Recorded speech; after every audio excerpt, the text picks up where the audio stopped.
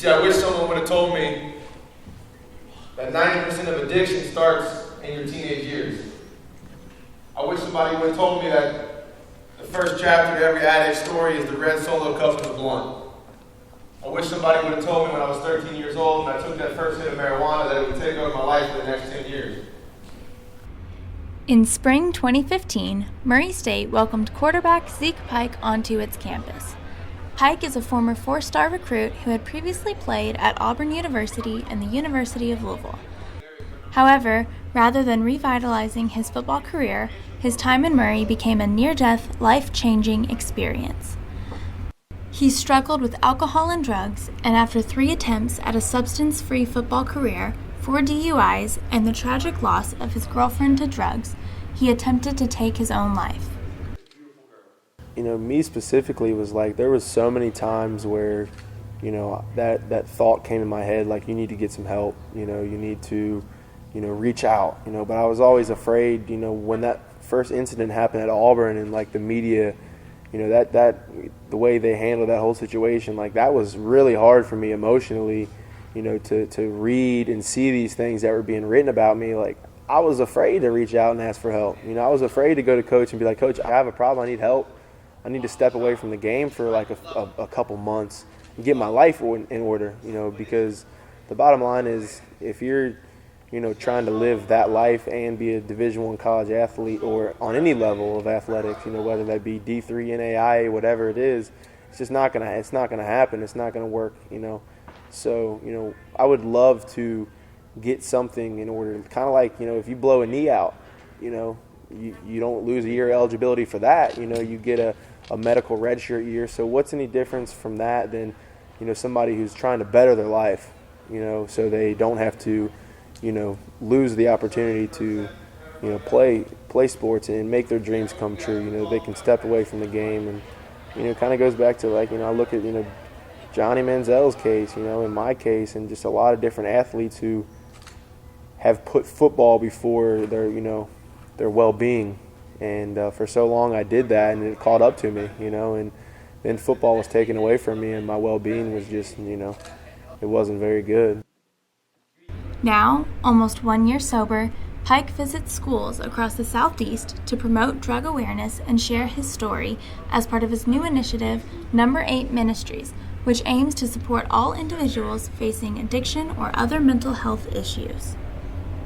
You know, that's why this disease of addiction, and it affects everybody. It really does, you know. And since I've opened up my story, and it's just been really amazing the amount of people that we interact with every single day who have a loved one, who have a family member, or somebody they know and they're close with that is struggling from these things. And I have students reach out to me all the time, like, you know, my mom, my dad, and, you know, you have to kind of, you know, flip the switch to where, you know, I put my parents through a lot, you know, and this disease of addiction just doesn't affect the person who's using. It affects everybody around them. And, you know, as a student and as a young person who has to go home to that, you know, and they have to go home and see their mom and dad struggling, or brother or sister, or whatever the case may be, those kids need help. They need support, you know, they need somebody, an outlet they can talk to. And the bottom line is, like, we don't want to admit our problems. Like, nobody wants to admit their problems. You know, everybody wants to hold everything in. And,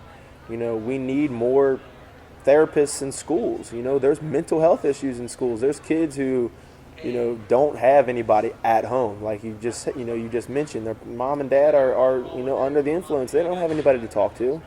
So there needs to be more support in schools. And, you know, there's no doubt in my mind that the teachers who are bringing me in here to these schools, they care.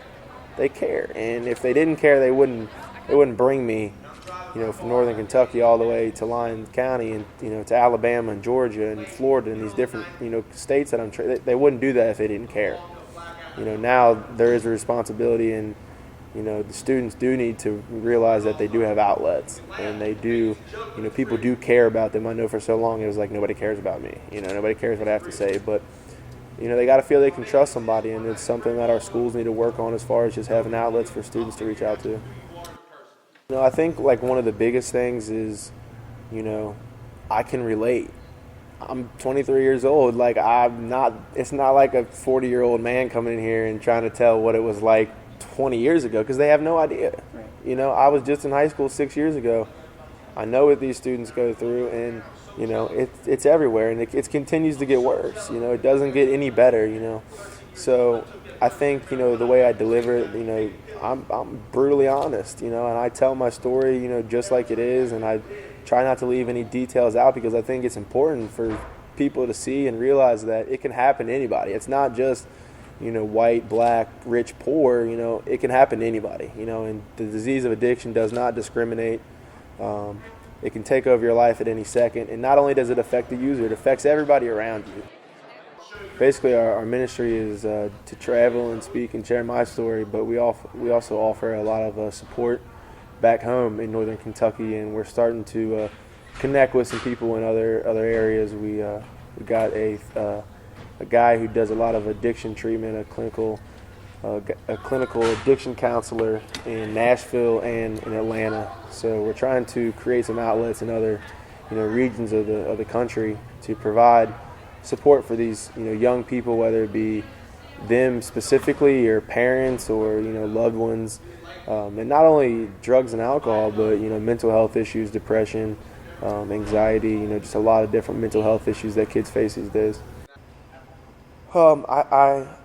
Like I said, football was a big part of my life, but my purpose today is so much greater than anything football could have ever brought me, you know, and being able to touch these young people's lives, I mean, that just brings so much joy to my life, and it helps me realize that what I'm doing is the right thing.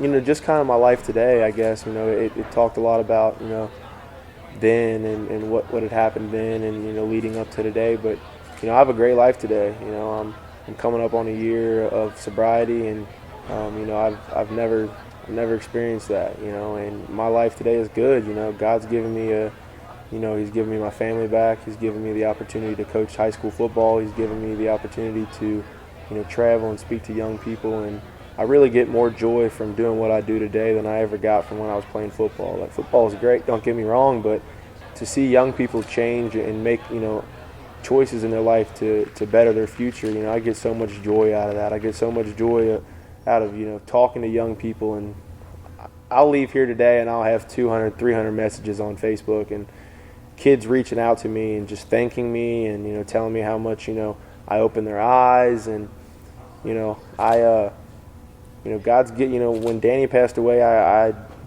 didn't know if, you know, I would ever find somebody else, but God's put a wonderful girl in my life, you know, a girl who understands, you know, what I go through, who understands, you know, my struggles, and she supports everything that I'm doing, and, you know, God's kind of opened a lot of doors for me in my life, and, you know, Marissa, my girlfriend's been one of them. She's just somebody who, you know, is a godly woman who understands my struggles, and she supports me to be the best I can be. So my life today is good, you know, and I'm not out of the clear. You know, I work recovery every day, you know, and it's something that is a challenge, but it's worth it. To have what I have today is worth it, and even though I had to go through, you know, a lot of adversity in my life, you know, I'd go through it again to have what I have today.